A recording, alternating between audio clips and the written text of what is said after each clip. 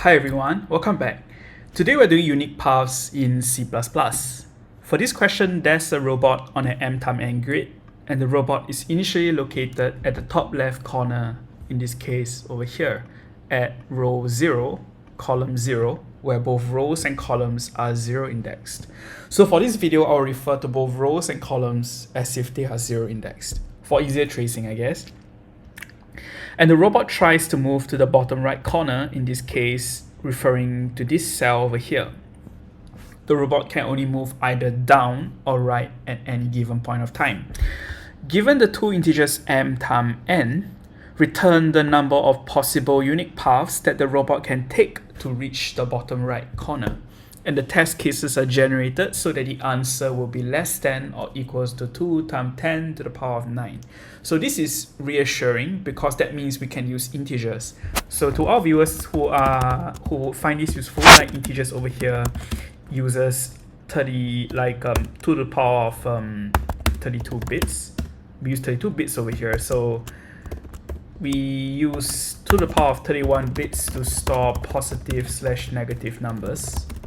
And this is equals to 2.147 times 10 to the power of 9. So in this case, the answer would be able to fit into an integer over here. So we can use the integer type in C++. So given this example, m equals to 3 and n equals to 7, let's try working out the solution by hand so that we can visualize how the solution will look like. So I'm going to create a cell, and this table over here is going to contain 3 rows corresponding to m. And now n is equal to 7.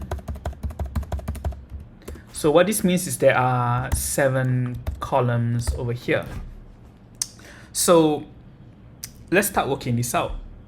The number of ways to get to the starting cell at row 0, column 0 is 1.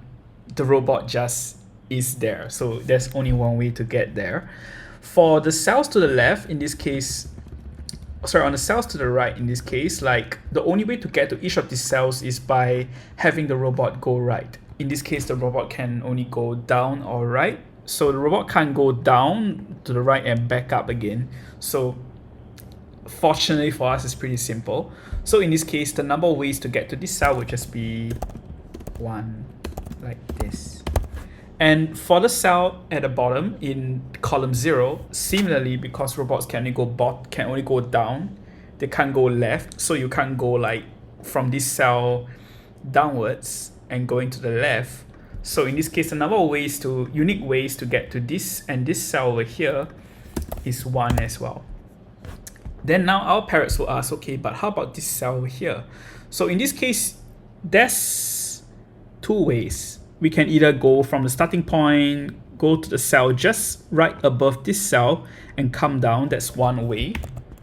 And we can go down from the starting point and go towards the right. So this gives us 2 in this case.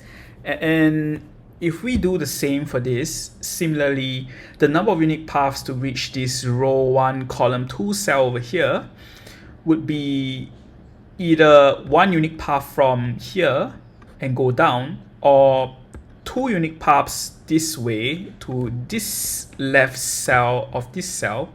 So this would be 1 plus 2, giving us 3. And now you can start to see the pattern. The number of unique paths to get to a cell is the sum of the number of unique paths to get to the left cell or to the top cell. So in this case, this will be 4, this will be 5, this will be 6, this will be 7, and this will be 3, 6, 10, 15, 21, and 28. And this gives us 28 in this case. So what are some solutions we can use to solve this problem? Off the top of our head, we have a few in mind. We have the top-down approach where we model the problem as unique paths for m and n to be equals to unique path for the cell above this current cell, so this m-1 n, as well as the sum of the unique paths from the cell to the left, so in this case unique path m and -1. The issue with this approach is it's naive, and to be specific, we would end up revisiting and calculating the same number of unique paths for the same cell. So what this means is that the worst case time, in this case it will be O2 to the power of m plus n. So this is terrible. It means that if you add in a new row or a new column, this means that the number of computations we need will double with every additional row or column. So this is really bad. And for the worst case space, in this case is Om plus n, and this refers to the size of the recursion stack. So just to prove why that's the case, if you have row equals to 3 and column equals to 7, and you're trying to calculate the answer for this, then we will evaluate this first, right? So this would be 2, 7. Similarly, this will be 1, 7. We are evaluating the same statement over here. And afterwards, once we hit 1, 7, the answer for 0, 7 will be 0 because there's no way to reach row 0. And in this case, we will start evaluating the right expression over here. So this will be 1, 6, 1, 5, 1, 4, and you can tell from this pattern, this will evaluate until 1, 1. And 1, 1 in this case would be our boundary conditions, which is one way to reach the starting cell. So we can see that the number of ways, approximately the size of your recursive call stack would be m plus n, where m is your row and n is your column. So I forgot this function call for the main function here, but you get the idea. So it's not great. So what are some other approaches we can have? I mean, we also have a top-down approach, but plus memorization. And what this means is that we would store the results for every single, the specific result of the number of unique paths to every cell inside a two-dimensional array or a dictionary. So what this means is we will avoid recalculating the solution for every cell again and again. So what this means is that our worst case time would be m times n this time, where we would just have to visit every single cell twice actually in this case, but it's hidden by the worst case time analysis. And in this case, the worst case space would just be the size of that memorization table that we have. So we have one cell for every single cell. So that's why this is Om times n. But the thing is, this worst case is really 2 times n, like we will visit the same cell twice, because when you start from 3, 7, you will have to bubble all the way down to get the boundary condition before you bubble the solution back up. So you would revisit the same cell twice. So as usual, the bottom-up approach will be better. And what this means is that you will calculate the solutions for the cells on top and to your left first before you calculate the solution for this cell in this case. So this would have bottom-up approach with 2D DP array, I guess. In this case, the worst case time complexity would be O m times n. Similar to this, but is really like, I would say, half of the number of computations you need compared to top-down. And the worst case space, in this case, will be O n times n as well, because we use a two-dimensional dynamic programming array to store the results for every single cell. And as you might guess, something interesting about this problem is that we only need the previous top row and the cells to the left to calculate the solution. So what this means is we technically could use a bottom-up approach, and instead of using a two-dimensional array, just use two 1D DP arrays. And the first 1D DP array would represent the current row, and the other one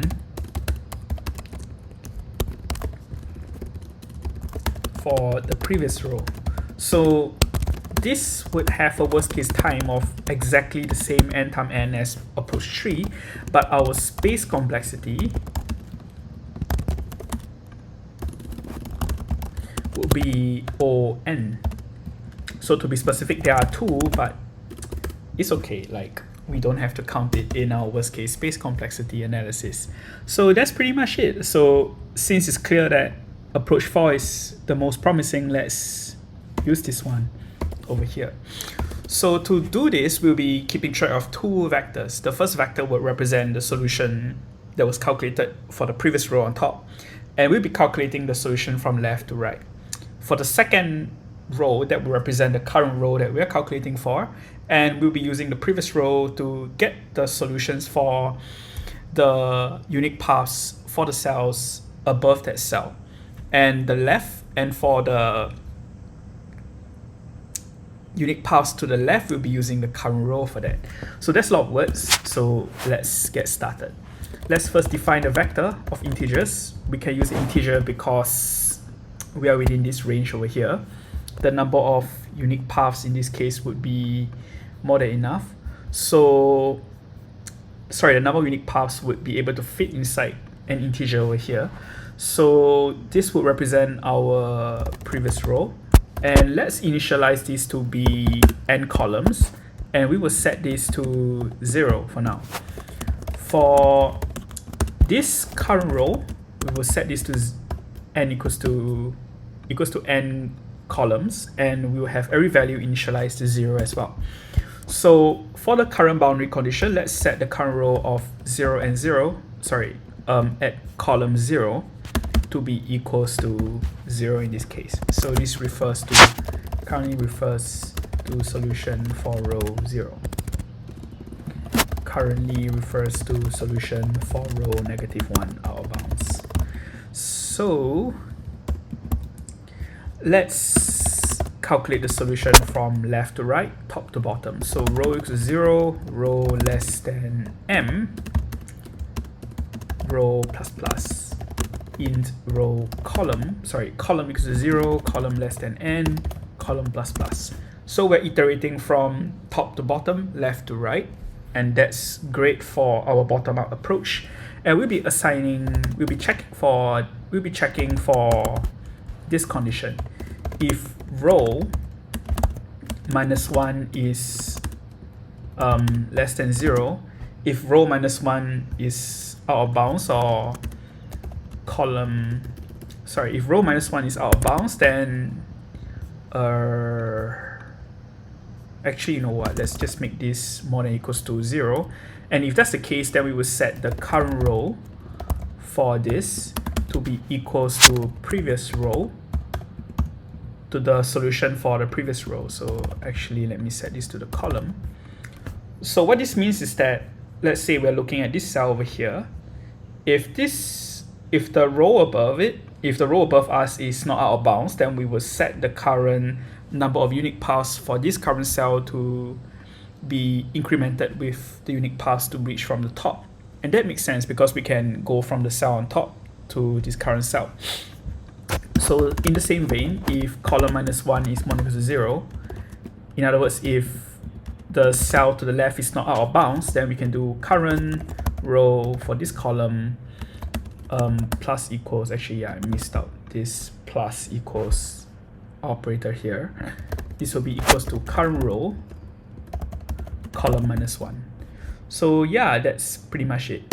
After every single computation, we will want to set the current row to be our previous row for the next row's computation. So we will set previous row equals to current row, and we will reinitialize current row with fresh vector of integers and initialize to n columns as well.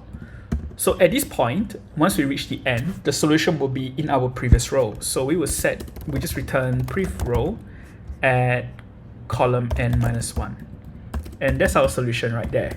So at this point, we have made a lot of computations. So we have a decent solution here, but let's trace this out to be sure that this is the right solution.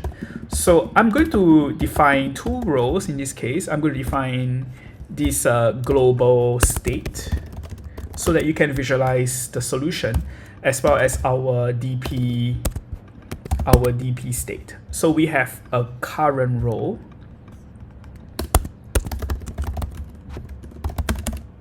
2, 3, 4, 5, 6, 7, and we have a prev row equals to the same one-dimensional 7 column as well over here. So let's start tracing. So we have these two statements here, initializing both the previous row and the current rows to 0. And we are now setting the current row's first value to be 1 in this case. So I made a mistake here. I'm trying to initialize the boundary condition. To be specific, what this means is that the number of ways to get to the starting cell is 1. So sorry for the conversion right there. So we would check for row equals to 0 and column equals to 0 first. So in this case, 0 minus 1 is false. So we will skip the computation for this row 0, column 0 now. Same for this as well. So both conditions here are false, so we will skip this iteration. We move on to column 1. In this case, this is true. So we will set this current value at column 1 to be equals to be incremented with the number of unique paths from the cell to the left. So this is 1. Same for column 2. So same for column 2. Same for column 3. Same for column 4. Okay, so same for column 4. Same for column 5. And last but not least, same for column 6. So this is how our global state map looks like right now. Like we have calculated the number of unique paths to get to every single cell in the first row. Now we would move on to calculate the one for row 1, or rather second row if we make it 1 indexed. So in this case, this would be flipped true now. We are starting from the row 0 in this case. And now we would set the previous row to be equals to the current row. And we will reinitialize every single value in our current row with a fresh set of zeros here. So now we have this here. Row minus 1 is indeed true now, so we would set this to be equals to 1. And in this case, this is still false, so we do not increment every value inside this current row with the value to the left, since there's no value to the left over here. So for column 2, now we are looking at column... Actually, I messed it up, didn't I? Column is supposed to start from 0 here. So this is now true. So we would set this will be true, so we increment this to 1. And this is true, so increment this by 1 again. So let's move on to column 2. This is still true, so this is 1 plus 2. For column 3, 1 plus 3 for 1 plus 4, 5, 1 plus 5, 6, and finally 1 plus 6, 7. So this is our solution for the second row. And now we can take this and override it with this, and we would calculate the solution for the final row. So now this is row 2, column 0. 2 minus 1 is still true. 0 minus 1 is currently false. So what this means is we will set this current row to increment it with only the unique paths from the cell on top. So this is 1. Let's move on to column 1. Now this is flipped true. Now this is 2 plus 1, 3. 3 plus 3, 6. 6 plus 4, 10. 10 plus 5, 15. 6 plus 15, 21. And last but not least, 21 plus 7 give us 28. So there we go. That's our solution right there. So this looks like it works. Like let's run this against some sample test cases, and let's see if this works. Okay, this passes the sample test cases. Let's submit this, and there we go. We got it. So just to be sure that we got this right, the time complexity in this case would be O n times n, and the space complexity here will be O m in this case, because we use only 2 vectors to keep track of the previous row's answer as well as the current row's answer, representing all numbers to the left. So that's pretty much it. That's pretty much the answer. And yeah, if you like this, please give us a like and subscribe, and we'll see you in the next video.